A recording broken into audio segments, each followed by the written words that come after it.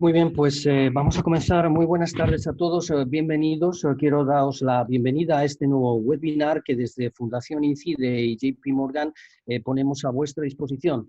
Como muchos de vosotros sabéis, a través de diferentes webinars que hemos ido realizando desde los meses de pandemia, la Fundación INCIDE y JP Morgan en un determinado momento han sumado esfuerzos para poder poner a disposición de las empresas madrileñas toda una serie de actuaciones, de programas, talleres, seminarios, webinar y, por supuesto, el programa Cobans, que están dando una cobertura a muchas de esas empresas que en este momento estáis en el punto de la reactivación de la economía post-pandemia. La pandemia que nos ha afectado a todos y que sabemos que ha golpeado duramente a muchos sectores de la economía madrileña, pues en este caso tanto Fundación INCIDE como JP Morgan han hecho un esfuerzo importante para hacer visible lo que la finalidad de cada una de esas instituciones conlleva.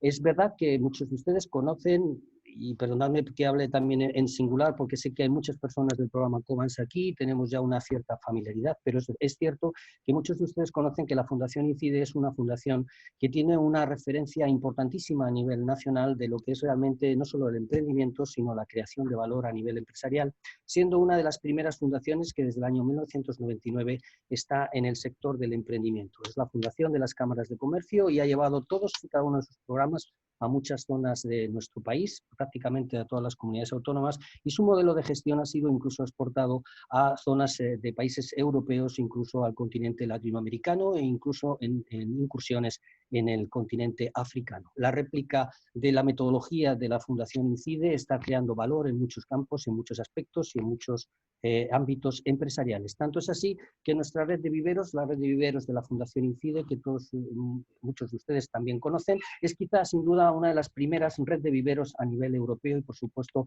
a nivel mundial. La creación de valor es una apuesta decidida por parte de la Fundación que permítanme que en este momento estoy representando junto con toda una serie de personas que están detrás de todas y cada una de estas organizaciones, webinar, talleres y por supuesto programa Cobans que en este momento desarrollan una actividad muy importante para el tejido empresarial madrileño.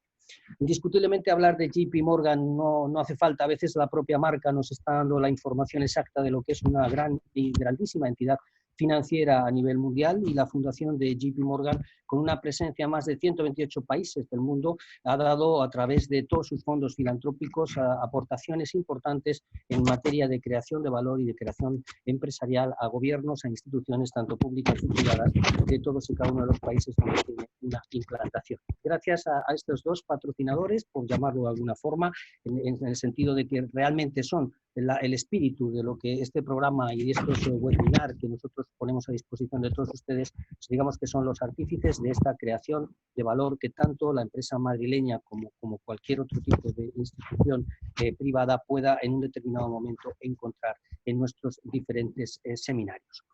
Yo quiero simplemente decir a efectos de metodología para que todos ustedes comprendan cómo vamos a funcionar, que a través de el propio ordenador donde estén ustedes visionando el webinar tienen la posibilidad de hacer preguntas y donde pone preguntas y respuestas pueden ustedes generar cualquier tipo de pregunta que haremos en su momento extensible a nuestro ponente del día de hoy, que será la posibilidad de poder interactuar dentro de este seminario. Les ruego que las preguntas pudieran ser lo más concretas posibles para dar el mayor número de preguntas posibles que nuestro experto nos pueda llegar a contestar.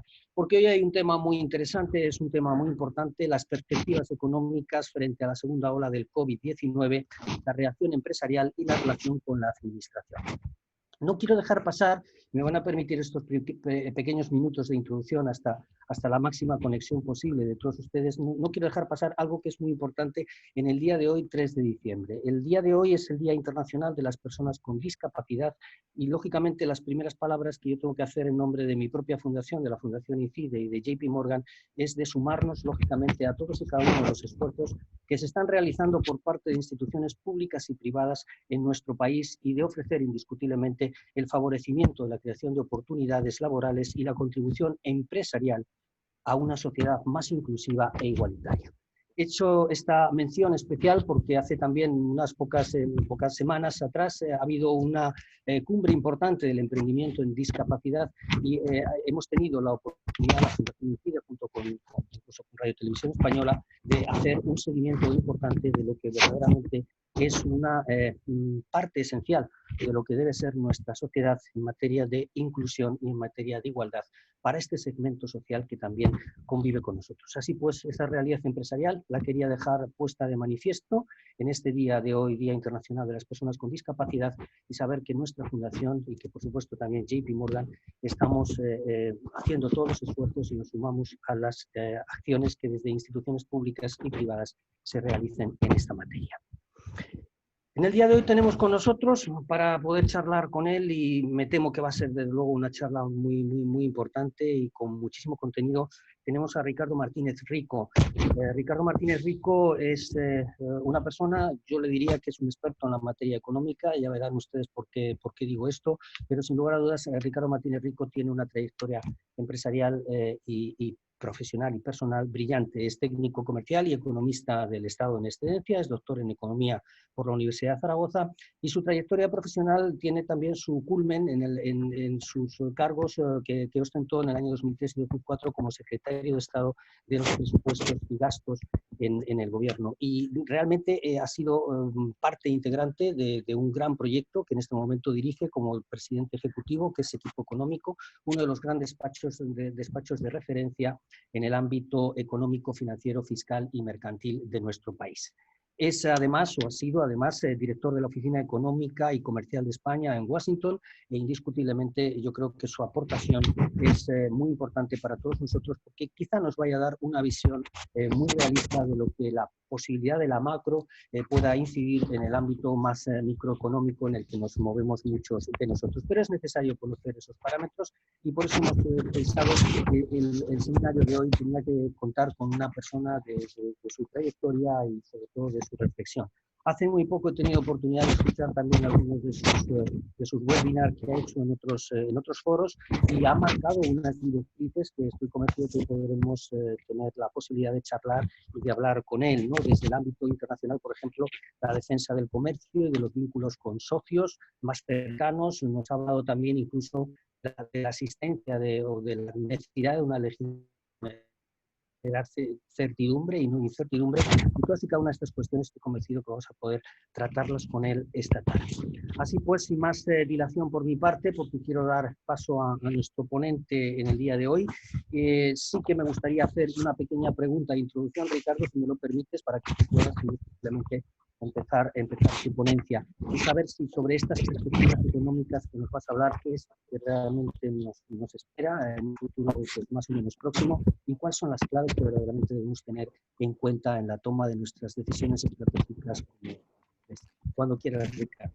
Muy bien, gracias, gracias Francisco por tu tan amable presentación, por tu tan amable introducción, y por supuesto a la Fundación INCIDE y a JP Morgan por la iniciativa, una iniciativa tan potente y tan importante en estos momentos. Es para mí un gusto, además, con todos los participantes que estáis ahora conectados, poder compartir mis impresiones, poder tratar de dar respuesta a la cuestión, a la pregunta que Francisco, nuestro moderador hoy, planteaba, y también a todas aquellas cuestiones que consideréis de interés. Mi idea era compartir con todos vosotros ahora una presentación que conecto a la webinar, una presentación donde trato de reflejar las ideas económicas fundamentales, las perspectivas económicas, el papel que en esas perspectivas juega nuestro sector exterior, nuestras empresas, nuestros emprendedores y nuestro sector público, nuestra administración, y para centrar un debate muy articulado al pie de la empresa, de cómo influyen todas esas variables en la actividad empresarial, y por lo tanto también muy dispuesto a ir respondiendo todas las cuestiones que consideréis de interés. Mi presentación tiene previsto durar en torno a 30 minutos, con el tiempo necesario para las cuestiones que consideréis de interés, pero en estas presentaciones yo creo que es muy oportuno también que con la mano del moderador, como él mismo ha planteado, vayáis elevando las preguntas, aquellas cuestiones que consideréis, y con eso a mí me interrumpe el moderador, y probablemente daremos pie a que la presentación sea mucho más ágil y mucho más útil para todos vosotros. Comparto la pantalla y la presentación. Las ideas que entiendo que están viéndose ahora mismo en la pantalla con nitidez. Son 20 transparencias sobre ideas muy básicas. Trato de responder precisamente cómo estamos viendo la situación económica este año, cómo la vemos el año que viene, las dificultades del momento actual, el impacto sobre nuestra economía en su conjunto, sobre el empleo, sobre el sector exterior, sobre la financiación, el sector público, ingresos, gastos públicos, pago de las administraciones, para poder así reflexionar con este conjunto de ideas sobre lo que supone nuestra situación actual y lo que puede suponer también en el futuro. Una primera transparencia. Estas transparencias, por supuesto, están a disposición de la Fundación INCIDE para todo aquel que con la organización de la propia fundación o del moderador pueda querer disponer de las mismas. A mí me van a servir para, sin entrar en demasiado detalle en cada una de ellas, me van a servir para reflejar muy bien las principales ideas que quiero exponer. Y con esta primera transparencia expongo la idea de que la crisis económica está siendo una crisis económica muy importante para todo el mundo. Las previsiones de reducción del crecimiento del PIB en este año 2020, para este año 2020, es que el producto, todo lo que producimos en su conjunto en el mundo, se reduzca en torno al 4%. Eso quiere decir que esta crisis económica motivada por el virus y por la gran repercusión sanitaria, ¿eso quiere decir que a todos nos vaya a repercutir del mismo modo? No. En media, la reducción del PIB va a ser, como digo, del 4%. En el área euro va a estar en torno al 8%, también en América Latina, que para muchos de nosotros o para muchas de nuestras empresas tenemos gran conexión también con clientes latinoamericanos, también en torno al 8%, pero dentro de Europa incluso también hay grandes diferencias. A Alemania la crisis le puede afectar con una reducción del crecimiento en torno al 5%, y a España, por contra, le puede afectar y le va a afectar de modo muy intenso. Nosotros estamos estimando que la reducción del crecimiento en el año 2020 estará cercana al 12%. Es una cifra, el 12% del PIB. Es una cifra muy importante. Es una cifra de las más importantes del mundo. Y eso tiene varios motivos. Probablemente que hemos sufrido con mucha mayor fuerza la crisis sanitaria que otros países, que los confinamientos han sido muy estrictos, que estábamos peor preparados para atender la crisis económica y que nuestra economía está siendo menos flexible para reaccionar frente a este choque externo. Eso tiene también un impacto en cuánto tiempo vamos a tardar en recuperarnos, que es la parte de la derecha del gráfico. Y, según todas las estimaciones, podemos tardar entre 3 y 4 años en volver a recuperar el Producto Interior Bruto, el conjunto del valor de nuestra economía, el valor máximo que alcanzamos en el 2019.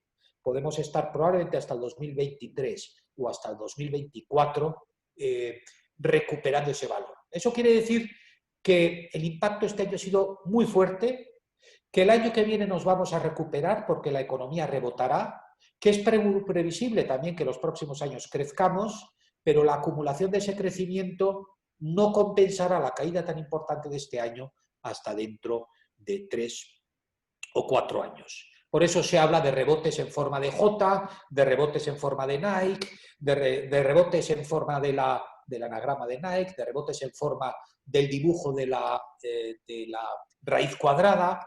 En España la crisis ha impactado de forma muy relevante y nos va a costar recuperarnos. Eso sí, podríamos utilizar distintos instrumentos que trataremos de detallar a continuación para ser más flexibles y recuperarnos mejor. Uno de esos instrumentos que se está utilizando con mucha fuerza es la inyección de liquidez. muchos de vosotros habréis oído que en esta ocasión las políticas económicas, tanto la política monetaria como la política fiscal, están siendo muy reactivas, están respondiendo con mucha fortaleza a la crisis, inyectando liquidez, que es el gráfico de la izquierda, reflejándose en los balances de tanto la Reserva Federal como el Banco Central Europeo. Toda la emisión de deuda que están haciendo nuestras empresas, toda la emisión de deuda que está haciendo el Tesoro español para financiar el gasto público, la está comprando el Banco Central Europeo. Es decir, que está inyectando mucha liquidez a la economía. En la crisis pasada, en la gran recesión, los años de crisis 2009, 2010, 2011, 2012, que todos recordamos, un elemento fundamental de la crisis es que no había liquidez. Acudíamos al banco y no nos daban financiación. El sector público no tenía crédito. Las empresas no nos pagábamos entre nosotros. Precisamente por esa experiencia, los bancos centrales ahora están inyectando toda la liquidez posible vía gasto público, vía sistema financiero español, para que no falte dinero en la economía y no dificulte aún más la situación de nuestras empresas. Eso está teniendo como efecto inmediato también que los tipos de interés están en mínimos históricos, que son los gráficos de la derecha. Los tipos de interés en estos últimos 40 años, a mí me gusta trabajar con series temporales, con series de datos largas para ver el impacto de la evolución de las variables a lo largo del tiempo, y en los tipos de interés es muy evidente. Estamos en mínimos históricos de tipos de interés. Hoy, si acudimos al banco a pedir un crédito, si el sector público acude al banco a pedir un crédito, le dan crédito en el entorno del 1,5-2%. Si el sector público emite deuda y se la compran los inversores o el Banco Central Europeo, está emitiendo el bono a 10 años hoy al 0,09%, es decir, mínimos históricos. Y eso se refleja también en el gráfico inferior de la derecha en una fuerte reducción de la curva de tipos. ¿Qué quiere decir esto? Que los tipos a corto plazo, el tipo a 6 meses, el tipo a 1 año, el tipo a 3 años, los productos financieros a muy corto plazo están en tipos negativos, por debajo del eje de abscisas. El tipo a 10 años está en este 0,09-0,10% que decía, es decir, mínimos absolutamente históricos. Eso permite que nuestras hipotecas, el gasto financiero de nuestras hipotecas siga bajo, que endeudarnos, si conseguimos la liquidez adecuada, esté a un precio asequible y que no repercuta con gastos financieros elevados a lo que ya es una crisis muy relevante. ¿Qué quiere decir una caída del 12%?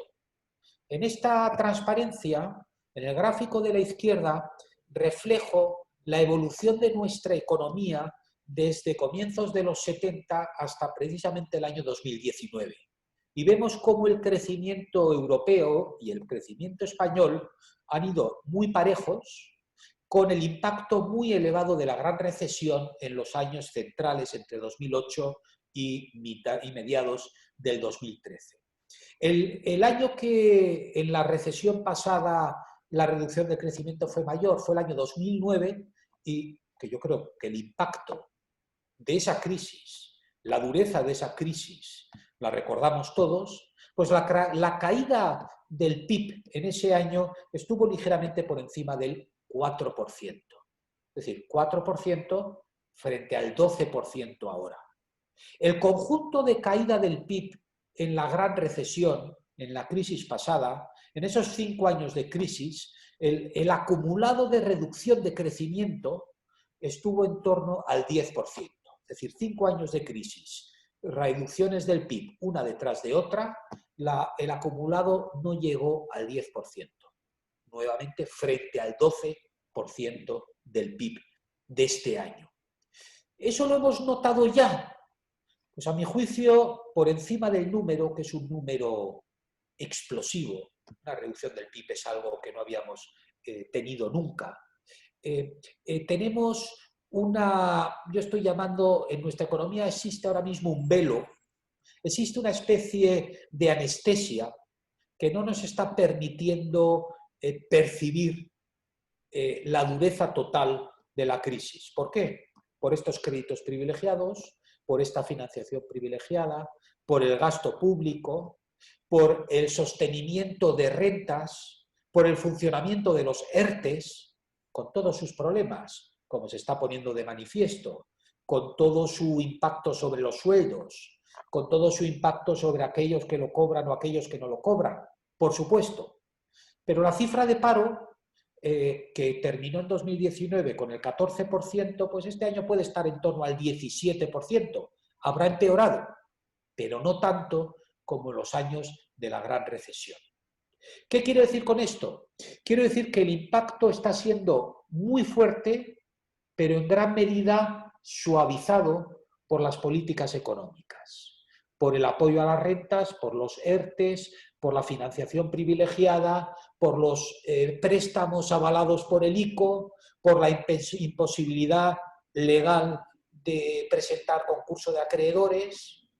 ¿Y esto va a durar? Pues ese es el debate. Si estas medidas se tienen que ir retirando, el impacto de la crisis se nos presentará con mucha más dureza. Si tenemos músculo, capacidad financiera para aguantar estas medidas conforme la economía se reestructura, seremos capaces de minimizar el impacto. ¿El impacto va a ser fuerte? Sí. El impacto lo vemos en la transparencia que enseño a continuación, la número 6. El impacto se refleja con fríos números en el cuadro, en el conjunto de cuadros que reflejo en esta transparencia, en donde vemos cuáles son todas las previsiones, la previsión que hacemos nosotros en nuestro despacho, en equipo económico, y la previsión que hacen instituciones muy relevantes, Banco de España, Comisión Europea, Fondo Monetario Internacional, también la previsión del Gobierno en rojo, nuestras previsiones sobre la situación económica. Todos ellos, como veréis, en todos ellos existe una coincidencia generalizada de un impacto muy grande del 12%, en torno al 12% en el crecimiento del PIB, y en cambio ya hay más discrepancia sobre cómo puede ser la evolución del año que viene. Nosotros nos situamos en un número centrado, el año que viene podemos crecer en torno al 7%, podemos rebotar, si crecemos al 7% lo notaremos, pero claro, sobre un impacto de caída y sobre un PIB que en el 2020 se habrá situado al nivel del 2015, es decir, con una caída relevante. Las estimaciones del Gobierno son de un crecimiento mayor, de un rebote todavía con más fuerza, porque estima que va a poder utilizar con intensidad, luego hablaremos de ellos, con intensidad los fondos europeos, y que las inversiones en educación, en digitalización, en infraestructuras, en energía renovable, pueden intensificar ese crecimiento. Yo creo que en general las previsiones son más prudentes. Podemos pensar que habrá un crecimiento del 6%, que es un buen crecimiento, pero conforme se vaya retirando esa anestesia, conforme ese velo se vaya levantando, se irá poniendo de manifiesto que el impacto de la crisis ha sido muy grande. ¿Y dónde se pondrá de manifiesto? En dos renglones que dibujo también en ese cuadro, que son fundamentalmente el paro, en cuanto los ERTE se vayan abriendo, en cuanto los ERTE se vayan complicando en la parte proporcional que paga Entres y que paga el sector público, el paro será más evidente. Tengamos en cuenta que esta crisis, cuando nos encerraron o nos encerramos en nuestras casas a finales de marzo, parecía que iba a ser una crisis temporal, pero esta crisis está generando un impacto transformacional. Esta crisis está generando un impacto estructural sobre nuestra economía. Hay sectores que están sufriendo mucho y en cambio hay sectores que están creciendo con una intensidad inaudita. Hay sectores que están viéndose muy afectados por la crisis y otros que están creciendo a tasas de 2 o de 3 dígitos. Quizá esta es la característica más relevante de esta crisis, y es que está impactando, al comienzo de mi presentación decía, de modo muy distinto por países, por regiones del mundo, está afectando de modo muy distinto a sectores. No es lo mismo el sector del comercio, que entiendo que está muy representado hoy con vuestra atención, o el sector del turismo, el sector de la hostelería, que el sector de la logística o el sector farmacéutico. Incluso muchos de los informes hacen hincapié que está afectando de modo negativo, diferencial, a la mujer por el impacto de estar confinado en nuestros domicilios y su papel doméstico, y de modo también muy relevante a los niños y jóvenes por el impacto disruptivo que está teniendo en la educación. Todo esto son esos cambios estructurales, esas transformaciones que dificultan ver cómo, a pesar de un rebote en el crecimiento del año que viene, todavía vamos a sentir la dureza de una crisis, de una caída del 12%, que a pesar de que muchos de nosotros lo estamos sufriendo ya, a mi juicio, no lo estamos sufriendo todavía, por desgracia, con la intensidad suficiente por el impacto de todas esas medidas. Y por último, otra de las variables donde se va a reflejar este impacto es en el déficit público, en el presupuesto público. Claro, si crecemos mucho menos, también los ingresos fiscales crecen mucho menos. Lógico. Si por otra parte hay muchas medidas de apoyo del sector público a la economía real, el gasto público va a crecer de modo muy intenso. Y es bueno que lo haga. Pero también es bueno que las medidas que se tomen puedan retirarse conforme vayamos teniendo crecimiento. Es decir, que se apoye a aquellos colectivos afectados por los confinamientos, pero que en cuanto las empresas vayan volviendo a la actividad, ese gasto público se vaya eliminando, para que tampoco haya un componente estructural en el sector público. Porque, lógicamente, si seguimos con déficits como dibujamos aquí, en el entorno este año del 12% o en el entorno del 8% el año que viene, al final el déficit, como en cualquier economía doméstica o como en cualquier empresa, hay que financiarlo. ¿Y cómo se financia un déficit? Pues o ajustando muy fuerte el gasto o subiendo los ingresos, que en el caso del sector público son los impuestos. Es decir, generando impacto económico negativo adicional. Estos son los datos económicos. Este es el impacto de la crisis este año y las previsiones para el año que viene. Todo ello afecta al consumo privado, afecta a la inversión, afecta al comercio exterior, afecta al desempleo, afecta a la evolución de los precios, al sector público. Vamos ahora a continuación, si os parece, a centrar alguna de las ideas en cada uno de estos ámbitos. En el sector exterior, en el mercado de trabajo, en la financiación de nuestra economía y en el sector público, para así centrar más el eje de por dónde debieran de venir las actuaciones fundamentales para para seguir mitigando el impacto de la crisis. Anticipo una idea. Nuestra economía, igual que cualquier empresa, igual que cualquier economía doméstica, para enfrentarse con éxito a una crisis de este tamaño y un cambio estructural de este tamaño, lo que necesita es flexibilidad. Que si en mi negocio hay dificultad para encontrar empleo, que pueda cambiarme de sector para buscar empleo en otra parte. Que pueda mejorar mi educación para que mejore mi empleabilidad.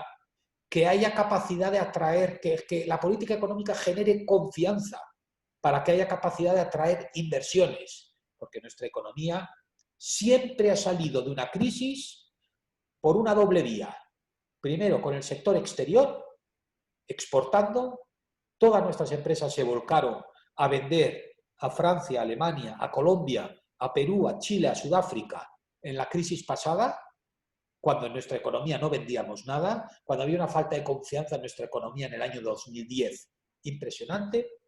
Y nuestra economía necesita, por tanto, sector exterior y necesita financiación para ser capaz de refinanciar la deuda, tener financiación para apoyar nuestra liquidez y nuestra caja, financiación para nuevos proyectos, y todo eso se resume en una clave. Hay que generar confianza. Hemos de tener confianza en el futuro, confianza en la economía. La política económica tiene que generar confianza para atraer esa financiación. Ricardo, me voy a permitir una pregunta que creo que viene al hilo de ello, porque ya hay muchísimas respuestas y ya hay muchísima interacción a través de nuestros participantes, pero me Perfecto. gustaría que nos dieras una visión acerca de qué papel están jugando las instituciones europeas en todo esto de la crisis. Estamos escuchando incluso que se tiene que esperar mucho de los fondos europeos de recuperación y demás. ¿Nos podrías dar algunas claves sobre el Sí, papel? por supuesto. Gracias. Gracias, Francisco, por tu punto. El apoyo europeo, a mi juicio, está siendo ya extraordinario. Primero, Europa, yo soy un europeísta convencido. Europa nos da la base de estabilidad y de confianza en nuestra economía. Estamos en el euro y eso nos permite compartir los mismos o los bajísimos mismos, si se puede decir, tipos de interés casi que Alemania. Alemania está un poquito por debajo incluso. Alemania el tipo de interés a 10 años lo tiene negativo, en el menos 0,56. Nosotros en el más 0,09, pero prácticamente lo mismo. Es decir, Europa nos da estabilidad.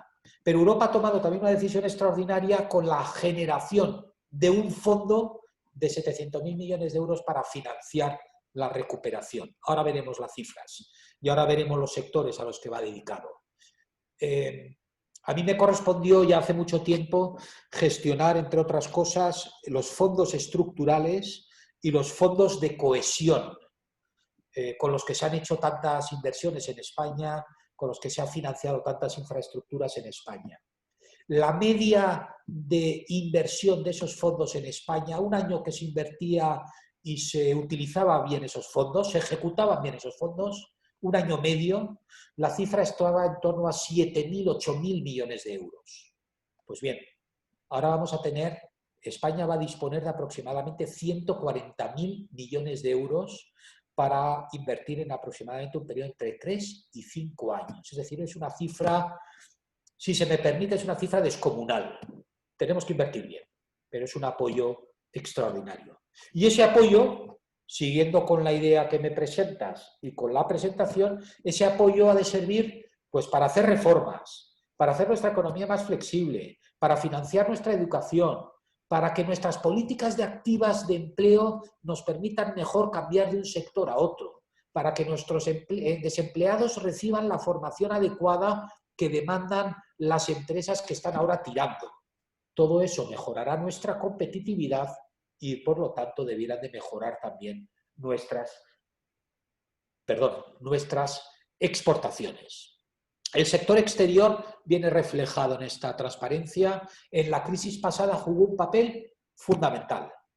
Y si Europa se recupera, y si Estados Unidos se recupera, si Latinoamérica se recupera, nuestras exportaciones crecerán y nos ayudarán también a recuperarnos antes de la crisis. Pensad todos vosotros que el sector de la automoción en España, que supone un 12% de nuestro PIB, pues bien, más del 90% de los coches que se fabrican en España se exportan y una gran parte de esa exportación es a Europa.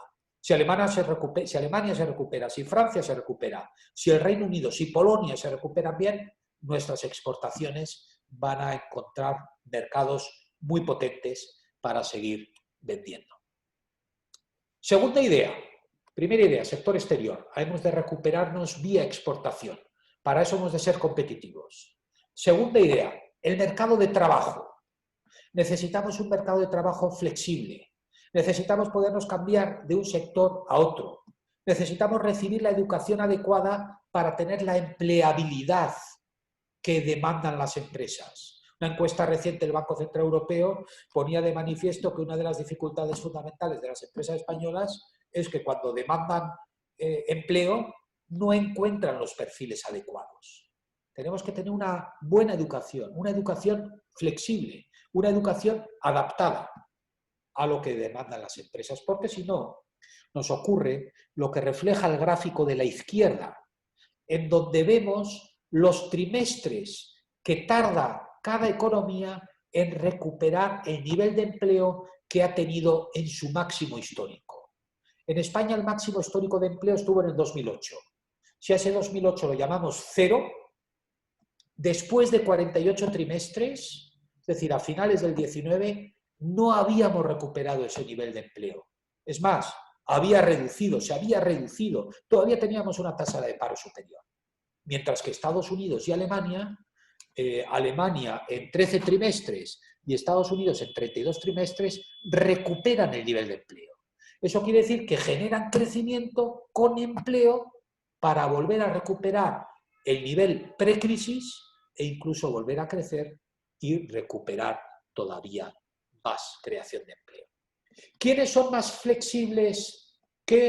¿Cuál es el motor de mayor actividad en el mercado de trabajo? Se demuestra que los autónomos. Claro, los autónomos sufren, los autónomos sufrimos mucho más. El empleo asalariado tenemos más capacidad de sufrimiento.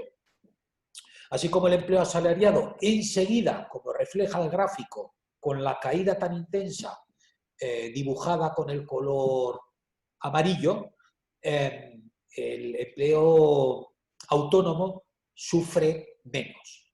Por eso es necesario, en situaciones así, dar todo tipo de facilidades financieras, fiscales, tributarias, laborales al empleo autónomo, porque actúa con un colchón de mucha más potencia. El gráfico de la derecha es al que hacía referencia anteriormente, en donde se ve las demandas, las dificultades fundamentales de las empresas, en este caso las empresas españolas, según una encuesta del Banco Central Europeo, y esa encuesta hace hincapié en que el problema fundamental es encontrar clientes, pero también la financiación, que fue un problema clave en la crisis pasada, ahora menos, y sobre todo las capacidades y la educación. Precisamente porque estamos con una iniciativa de la Fundación INCIDE, también por el seminario tan extraordinario internacional sobre discapacidad y emprendimiento que INCIDE organizó en Barcelona hace algunas semanas, como bien decía Francisco, he incluido esta transparencia para dejar clara, si no lo he dejado claro ya, seguir insistiendo en mi énfasis en la educación, en tener la educación adecuada, en que las políticas activas de empleo sean las adecuadas, en incorporar también al sector privado. Yo creo mucho en la empresa. ¿Quién nos va a sacar en exportación y quién nos va a sacar en financiación para que recuperemos otra vez el crecimiento? La empresa, la iniciativa privada, los comercios, la pequeña y mediana empresa, los emprendedores, y necesitan estar formados y no ver con pena cómo cuando hacemos comparaciones entre los diversos países europeos, pues salimos muy mal parados en materia de formación, en materia de abandono escolar, en materia de jóvenes desempleados, en el impacto que el confinamiento ha tenido en las clases, etc. La financiación, solo un gráfico para demostrar, el gráfico de la izquierda es que ahora hay financiación. Los distintos sectores de la economía, la administración, las familias, las empresas, están accediendo a financiación. Este puede ser un problema muy importante. Todo el mundo está haciendo hincapié en que tiene que haber liquidez. De momento, el Banco Central Europeo la está generando y la está inyectando esta liquidez. Pero si sigue creciendo de este modo el endeudamiento, como refleja el gráfico de la derecha, podríamos tener ese tipo de problemas otra vez de liquidez en los próximos trimestres. A la liquidez le ayuda, y es una referencia que da al final también, el que las administraciones pagan a tiempo. Seguro que muchos de los que me estáis escuchando tiene de cliente alguna administración autonómica, local, el Estado. En el año 2010 y en el año 2011, esas administraciones fueron las principales causantes del colapso de la liquidez, porque no pagaban a sus proveedores.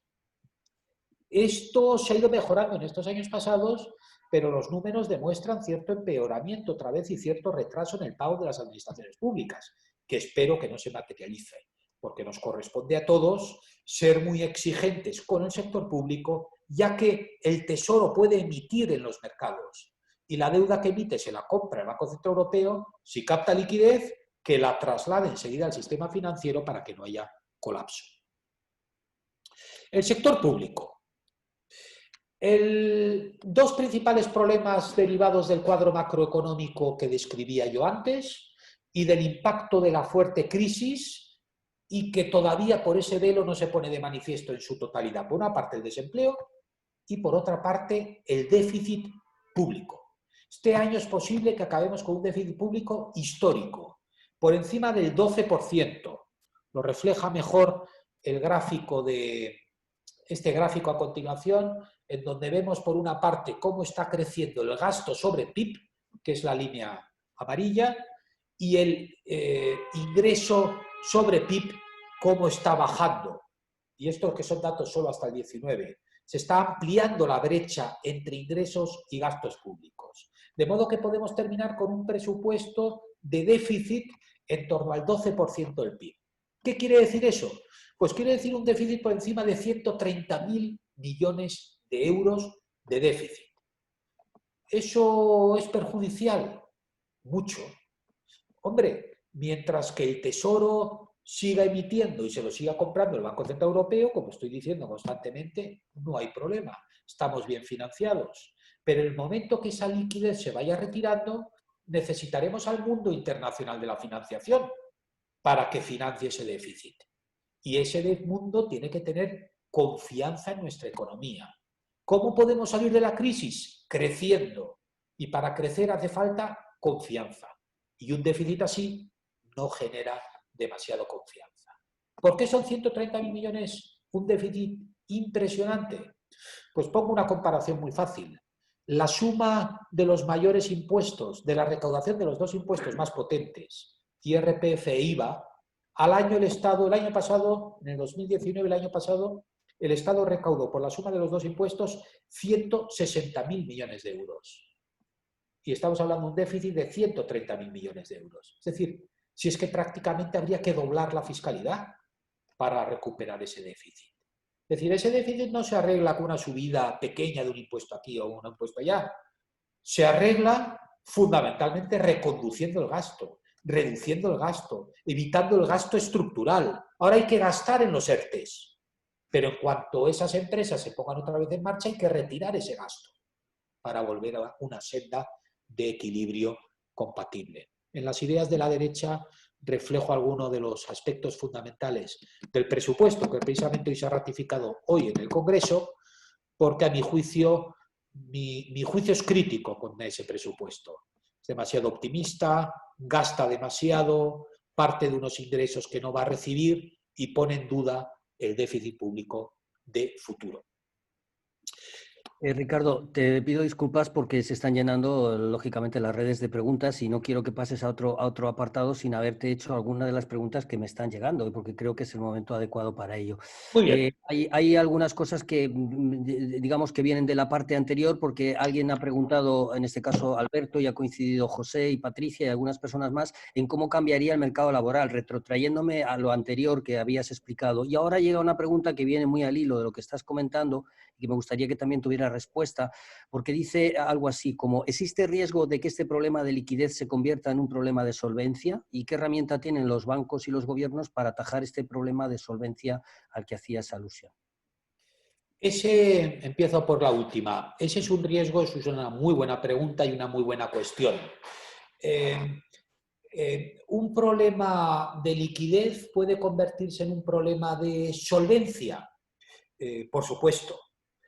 Supongamos sectores que están sufriendo mucho con la crisis, como pueden ser el sector hotelero. Ahora mismo tiene un problema de liquidez porque o está cerrado o no tiene clientes o tiene clientes. El sector hotelero en nuestra costa o ha tenido muy pocos clientes. Pero es posible que se quede simplemente en problema de liquidez porque si las cosas mejoran es previsible que el año que viene recupere una parte de sus clientes. ¿Qué hace la política económica? Darle la liquidez adecuada o los avales garantizados del ICO adecuados para superar este periodo transitorio. Eso sí, en algún momento tendrá que devolverlo, que es un problema importante. Y para devolverlo tendría que recuperar algo de los clientes que ha tenido, cosa que en un hotel es imposible. Por eso este tipo de avales se van a ir alargando en el tiempo. ¿Problema de solvencia? Pues aquellas empresas que tuvieron al principio problema de liquidez, pero que los cambios estructurales las van a dejar fuera de la competencia en los próximos años. Entonces pueden recibir avales garantizados, pueden recibir liquidez, pero probablemente no van a ser competitivos en el futuro. En ese caso, por duro que parezca, es mejor cerrar ya la empresa y buscar otro tipo de oportunidades, por duro que parezca. Pero si no, efectivamente, un problema de liquidez se convierte en un problema de solvencia y la dificultad de devolver los créditos aún es mayor, dificultamos el saneamiento del sistema financiero y la crisis aún nos dura más. ¿Por qué en Estados Unidos o en el Reino Unido duró menos la crisis que en España? Porque en España no hicimos los ajustes al tiempo debido, porque retrasamos mucho el ajuste. En Estados Unidos entran en concurso y en unos meses se ha resuelto el concurso. En España ahora mismo los tenemos prohibidos. Por eso también se espera una gran avalancha de concursos. Eso retrasa el ajuste. Yo no sé con qué empresas, o tengo que estudiar muy bien las empresas con las que interacciono, no vaya a ser que alguna de ellas esté en causa latente de concurso, pero no haya entrado porque está prohibido. A mí casi me gustaría más que si alguien entra en concurso que cuanto antes, porque si no, igual le sigo prestando servicios y luego no me paga. Es decir, el ajuste inmediato es muy duro, por supuesto, pero permite recuperarse luego con más potencia y con más robustez. El mercado de trabajo. El mercado de trabajo lo que necesita es flexibilidad, porque si no, y todos estos mensajes de que si vamos a volver a reformar el mercado de trabajo, que si vamos a endurecer las condiciones del tiempo parcial, que si vamos a subir ahora de nuevo el salario mínimo interprofesional, yo si tengo que contratar, me paro. O si tengo que contratar y convertir un temporal en indefinido, probablemente no lo haga. ¿Por qué? Porque todos esos mensajes están confundiéndome. Y yo no sé si el año que viene voy a ser capaz de facturar ese rebote que dibuja el cuadro económico. Ojalá. Pero estoy en una situación de mucha incertidumbre. O si yo tengo un negocio de comercio o un negocio hotelero o un negocio de restauración, no sé si voy a abrir mañana o si voy a abrir la semana que viene o si en Navidad voy a tener mucha demanda. Necesito flexibilidad. Y todas las medidas que vayan a encontrar flexibilidad nos dificultan el ajuste. Yo estaría encantado que los restaurantes, y en eso en Madrid estamos privilegiados, que los restaurantes tengan mucha demanda dentro de 2 semanas, pero lo sabemos. ¿Pueden contratar ya? ¿Pueden hacer fijos? Pues yo no me atrevería. Mientras que igual que está pasando, el Corte Inglés ha salido público, el Corte Inglés no ha contratado, no ha realizado ninguna contratación extra para esta Navidad. Bueno, pues porque sus perspectivas no son buenas. Pero si le dejaran contratar con cierta flexibilidad, probablemente contrataría para unos días. Probablemente. Y mejor que contrate para unos días que no contrate nada. Esos son ejemplos de la flexibilidad requerida en una situación como esta. Yo acabo con 2 ideas más, Francisco, y seguimos con las cuestiones, si te parece bien. Una idea que tú me has anticipado muy correctamente, los fondos europeos es una gran oportunidad, es evidente.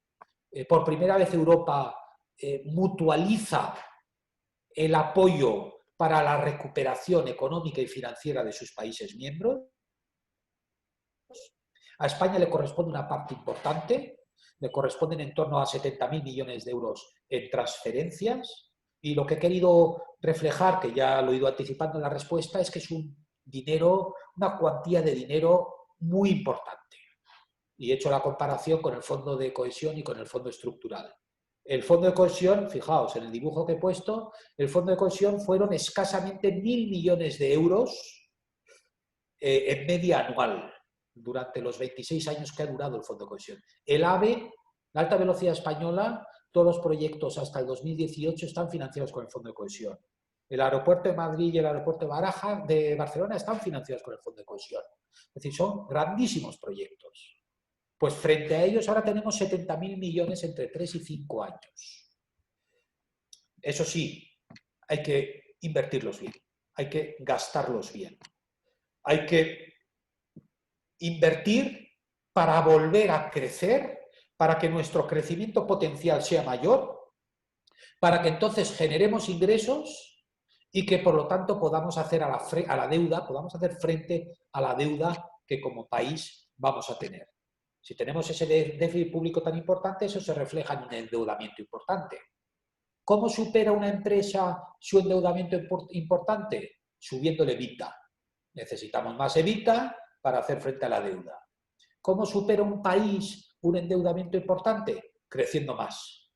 Porque eso generará más empleo, habrá más contribuyentes de IRPF, generará más consumo, habrá más IVA y nos permitirán esos ingresos devolver parte de la deuda. Pero para eso ha de invertirse bien.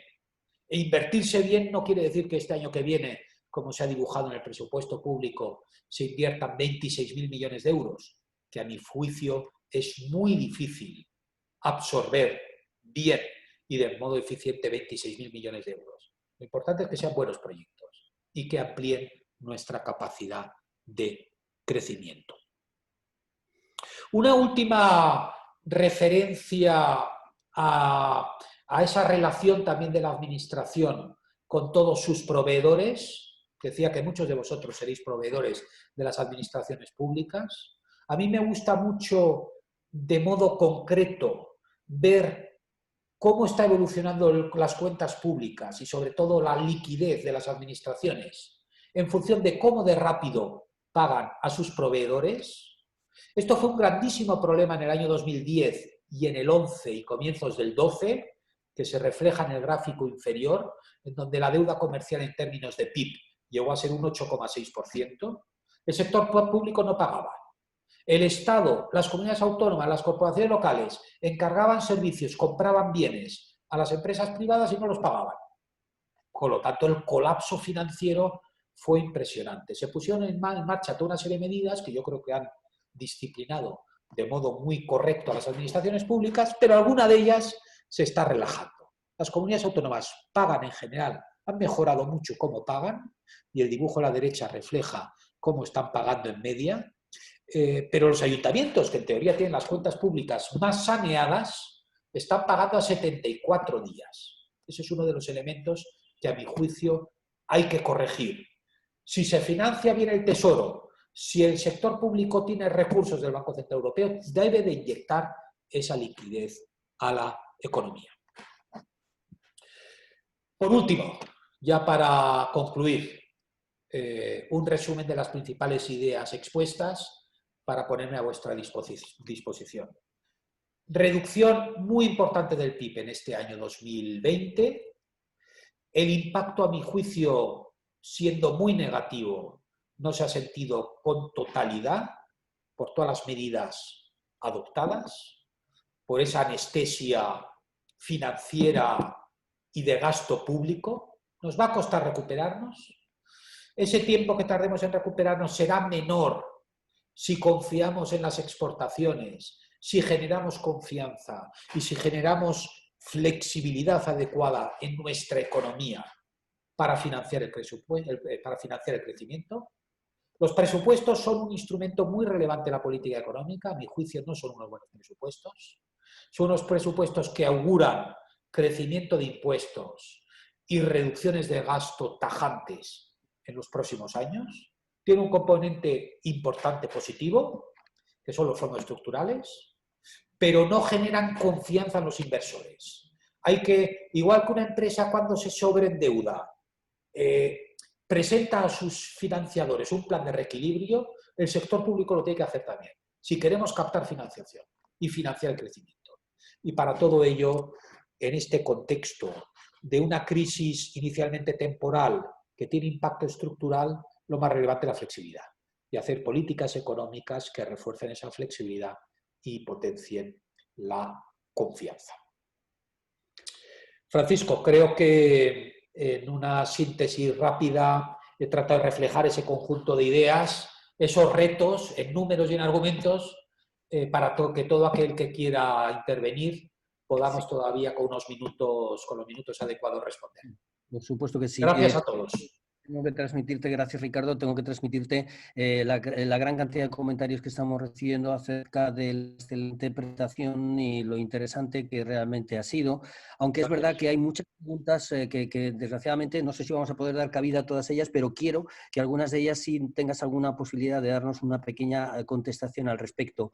¿Alguien ha entendido, y en este caso creo que sí es de justicia darle contestación a Noelia? Noelia ha escuchado que hoy en día están prohibidos los concursos de acreedores. Noelia quizá en este sentido no entiende por qué esa prohibición y hasta qué fecha tenemos la prohibición de los concursos de acreedores en este año 2020, y es como consecuencia de la aparición de una nueva ley en septiembre y la anterior ley concursal que quedó sin efecto. Pero hay una explicación a eso. Ella pretende o nos pide que por favor que digamos o que des explicación de por qué están prohibidos los concursos de acreedores en este año. Pues primero, en los decretos leyes de abril, no recuerdo exactamente, se prohibieron pensando en que esta iba a ser una crisis temporal y que se iban a articular medidas de financiación, de liquidez, de apoyo al gasto salarial para que las empresas pudieran transitar durante este intervalo de tiempo que se preveía más corto. Entonces se prohibieron los concursos de acreedores hasta finales de este año 2020. Como el periodo se alarga, pues recientemente en uno de los decretos leyes aprobados por el Consejo de Ministros se ha prorrogado esta fecha hasta, creo recordar, Francisco, corrígeme, que es finales de marzo de 2021. Es una medida que nuevamente no encaja en el discurso que yo he tratado de mantener. Si tenemos que hacer ajustes, es decir, podía tener su cierto sentido al principio, que no cunda el pánico, el mensaje era que no cunda el pánico, podemos tener unos meses difíciles, pero vamos a tratar de inyectar liquidez. Eso no se está resolviendo del modo adecuado, los meses son más largos, hay más confinamientos, hay recaídas y por otra parte la liquidez, como bien sabréis muchos de vosotros, no llega a todo el mundo. Pues si tenemos que hacer un concurso, hágase el concurso y resuélvase cuanto antes el ajuste. Eso es lo que hace Estados Unidos, eso es lo que hace el Reino Unido y rebota con más facilidad. Es muy duro lo que estoy diciendo, pero ¿para qué alargar las dificultades empresariales si al final va a ser necesario el concurso? Hágase cuanto antes. Pues ahora mismo esa interpretación no es posible. Hay algunas otras preguntas que también creo Fernando nos pregunta, y ha habido otras personas que han coincidido con Fernando en la pregunta, pero te la tengo que transmitir. ¿Puede esta situación desencadenar una crisis financiera, Ricardo? Ese es un debate importante y es un riesgo muy relevante. Todos estamos coincidiendo en que, primero, el sistema financiero está mucho mejor que lo que estaba en el año 2009-2010. El sistema financiero está prestando, el sistema financiero se presta entre ellos, cosa que no ocurría en el año 2010.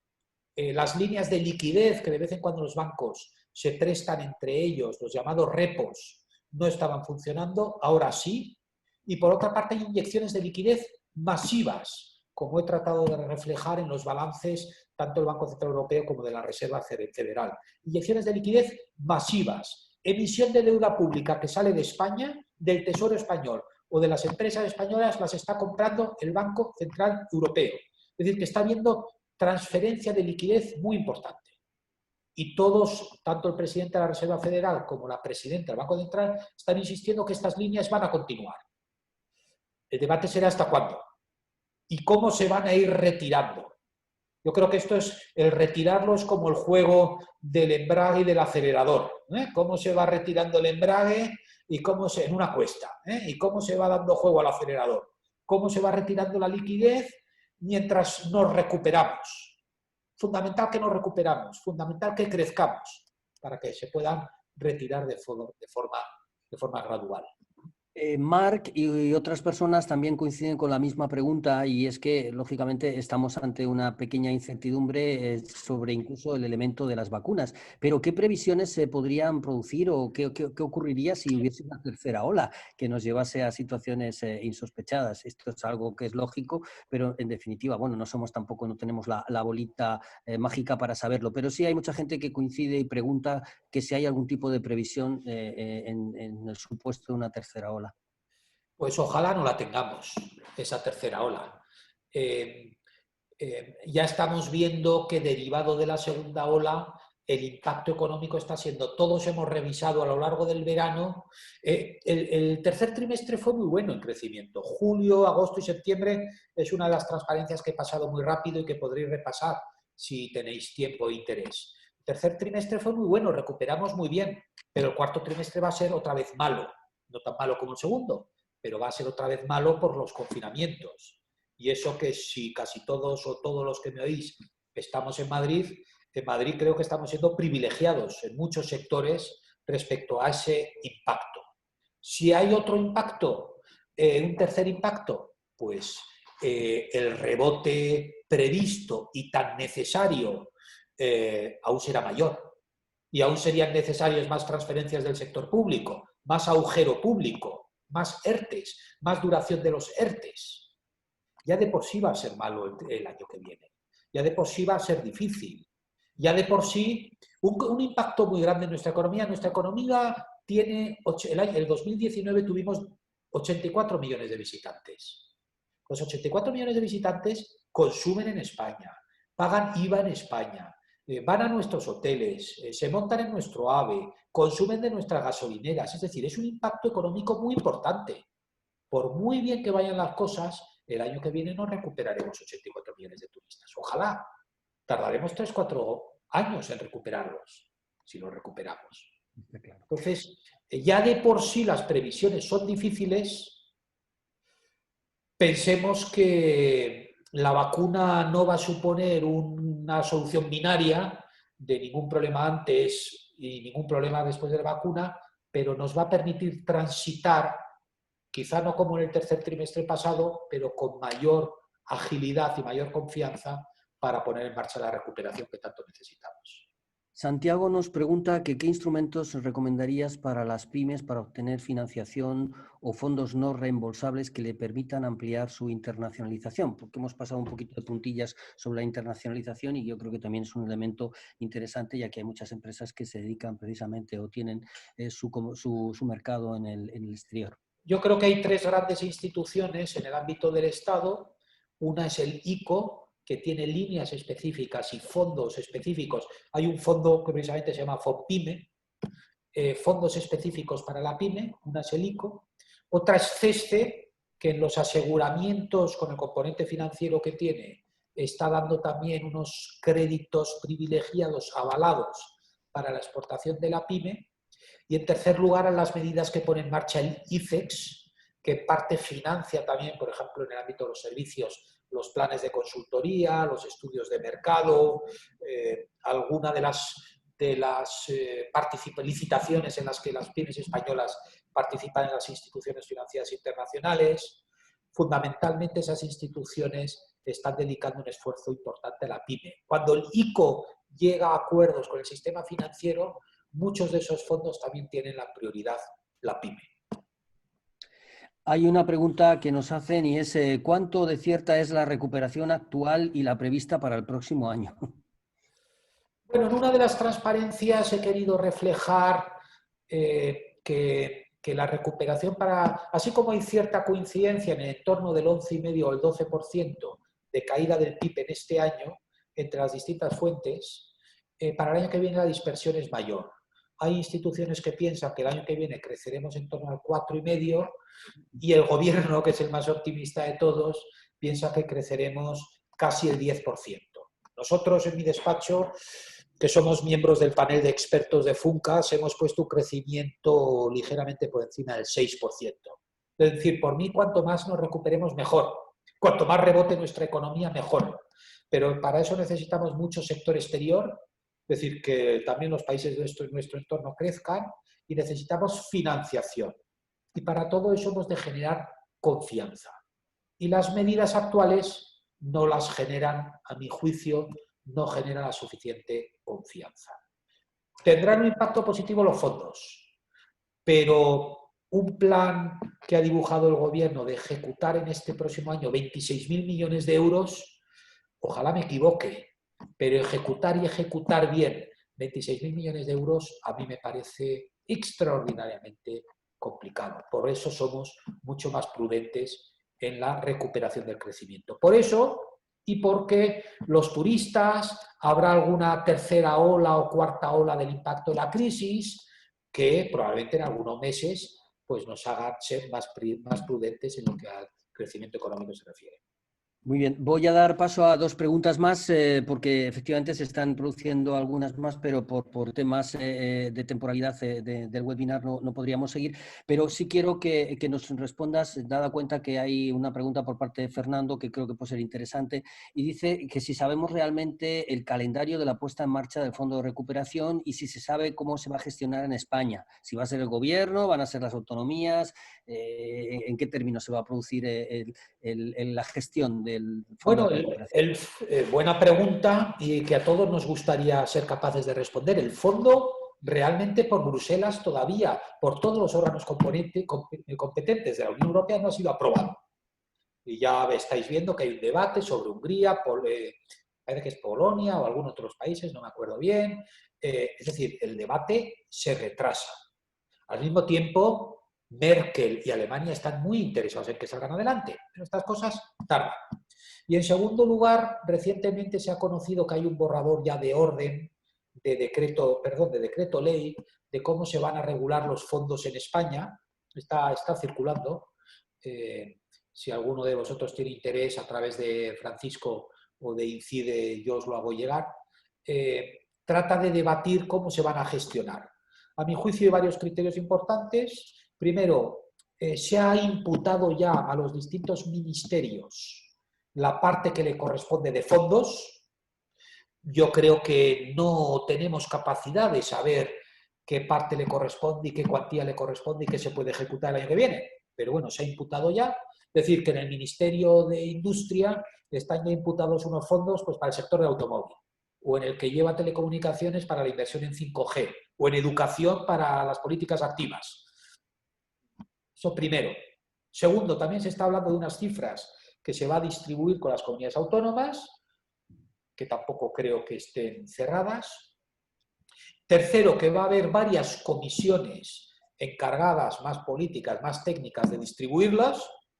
A mi juicio, el criterio fundamental lo tendrá el ministerio correspondiente, por parte del Estado, las comunidades autónomas correspondientes en la administración regional, ministerio correspondiente y también el Ministerio de Hacienda, porque es interesante y era lógico que fuera así. En todas esas comisiones participa la Dirección General de Fondos, que la Fundación Incide conoce muy bien, porque es un instrumento muy eficaz de sus políticas activas. En todas las iniciativas está incorporada la Dirección General de Fondos, que es la que siempre en España ha gestionado el Fondo Estructural, el Fondo de Cohesión, y ha velado porque la ejecución y los números y el gasto sea el adecuado, porque luego habrá que justificar en Bruselas lo que hacemos. Pero todo eso está en borradores. Yo creo que ya va a llevar cierto tiempo el que se resuelva. Y por último, Ricardo, y con esto será la última pregunta que te pasemos, trataremos de responder a todas las resto de preguntas que nos habéis hecho llegar en el webinar desde las propias respuestas que el ponente os ofrecerá y que os haremos llegar a todos vosotros y junto con la presentación en su momento. Pero la última pregunta, y creo que en síntesis, digamos que también resumiría la brillante ponencia de la que en este momento, repito, hay mucha información y mucho contenido de los asistentes en cuanto a la calidad, la precisión y la exposición que has realizado. ¿Podrías señalar realmente cuál es el pilar fundamental de ese desarrollo socioeconómico sostenible que necesita nuestro país? Nuestro país necesita crecer, necesitamos crecer, porque si no hay crecimiento no hay nada que compartir. Primero, necesitamos crecer. Para crecer necesitamos generar confianza. Nuestra economía siempre ha salido de estas situaciones de crisis, siempre. El euro nos ayuda. Los fondos europeos es una noticia muy positiva, nos van a ayudar. Yo quiero rebajar las expectativas de esos fondos, pero es una noticia muy positiva. Necesitamos financiación. Necesitamos flexibilidad. Todas las medidas que se incorporen en nuestra economía necesitan flexibilidad. Y flexibilidad no es cambiar normas en el mercado laboral. flexibilidad no es dificultar los concursos, flexibilidad no es dificultar los movimientos empresariales. Y por último, y a mí me gusta mucho hacer hincapié, necesitamos mejorar mucho la educación. Yo creo que es una de las variables que a mí me parece clave. Nuestros jóvenes educados, si viéramos, no he tenido tiempo en esta ocasión, pero si analizamos el desempleo por formación, vemos como a mayor formación, conforme va evolucionando la formación, evoluciona la empleabilidad y la ocupación de nuestros jóvenes y menos jóvenes. De modo que a mayor formación y a mayor educación, la tasa de ocupación es elevadísima y la tasa de desempleo bajísima. Es decir, a mi juicio, todos los esfuerzos que hagamos en mejorar nuestra educación es uno de los pilares, respondiendo a tu pregunta, Francisco, es uno de los pilares más relevantes para poder salir de esta crisis con optimismo y con fuerzas renovadas. Es lo que deseamos y esperemos que así sea. Ricardo, ha sido un auténtico placer el poder conversar contigo, el que nos hayas dado todas estas ideas necesarias para entender los términos de la economía. A veces no solamente es vivir el día a día, sino también comprender mucho por dónde va la economía de nuestro país y las necesarias líneas de actuación que más tarde o más temprano van a repercutir en todas y cada una de nuestras empresas y el tejido empresarial español. Insisto, ha sido un placer estar contigo, poder intercambiar toda tu información y conocimiento en este webinar, que espero que todos los participantes hayan sabido visionar y aprovechar en cuanto a que es una información de primera mano y es una información, yo creo que absolutamente necesarias. Y a todos los que habéis participado, en nombre de Fundación Incide, en nombre de JP Morgan, daos las gracias nuevamente por estar con nosotros en los webinars que hemos tenido a lo largo de todos estos meses y concretamente en el del día de hoy. Os recordamos que se os puede hacer llegar la presentación que Ricardo ha tenido en el día de hoy. El decreto ley, que alguno ha insistido, te lo hago llegar también, Francisco. Sí, de forma que lo vais a tener a vuestra disposición siempre en los enlaces en nuestra fundación, en la Fundación Incide. Muchas gracias a todos y buenas tardes. Como siempre, nos vemos a lo mejor en un nuevo webinar. Gracias a todos. Buenas tardes. Gracias, muchas gracias. Ha sido un gusto. Gracias. Adiós.